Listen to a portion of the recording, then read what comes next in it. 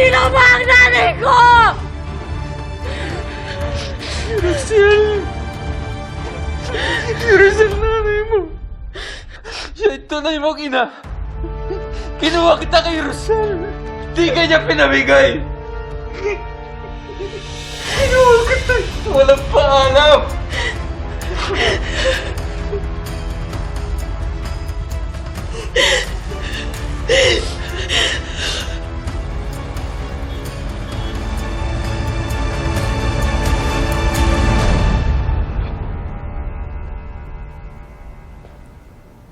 Nay, okay na ba kayo?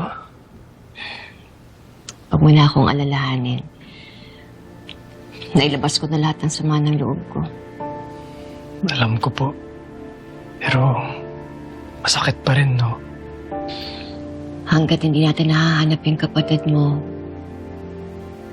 may malaking butas dito sa puso ko na walang sino man ang makakapuno nun kundi siya lang. Nararamdaman ko rin po, Nay. Kahit isipin kong buo tayo. May kulang. May wala. Kakambal ko siya. Karugtong na siya ng buhay ko.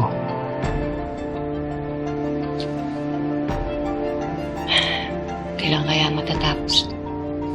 Tatapos pa kaya yung paghihirap natin? Darating pa kaya yun? Matatapos pa kaya to?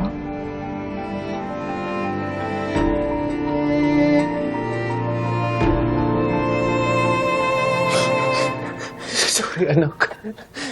Sorry. Sorry, anak. Bel. All this time, si Tita Rosel pala ang totoo kong nanay. Kaya pala, noon pa, pinaglalapit na kami. Mag-isip ka ng mga magagandang bagay, yung mga masasayang alaala. Para sa ganon, hindi mo masyadong maramdaman yung hapdi. Mas nakakahiya kung di mo tatapusin yung laban. At saka, isipin mo yung mga taong nagmamahal sa'yo. Isipin mo yung dati mo. Ano na lang sasabihin niya kapag nalaman niya na hindi mo tinapos yung laban? Walang masama sa pagiging isang ampon. Kaya dapat, huwag mo ikahiya yun. Ang sakit pa rin na nainiwan nila ako. Sigurado ako, Bel. May mabigat na rason kung bakit ginawa yun ng mga magulang mo. Kilala ko si Bel. Mabait siyang tao. Marunong siyang makisama. Pero hindi naman ibig sabihin nun, kukonsintihin niya ang kasamaan. Inagaw niyo ako sa nanay ko. Lahat ng memories ko sa kanya, ang konti, ang ikli. Itinago mo sa akin ng totoo all these years. Years, Dad.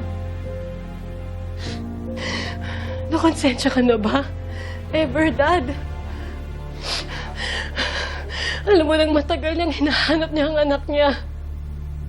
Alam mo yun, Dad. Anak. Kung alam mo lang.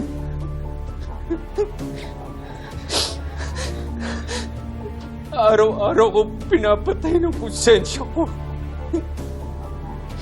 Araw-araw ko nagsisisi.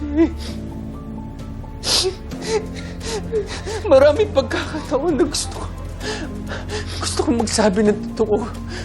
Kay Rosel, sa'yo. Pero hindi ko magawa. Bakit? Hindi ko magawa! Bakit? Natatakot ako!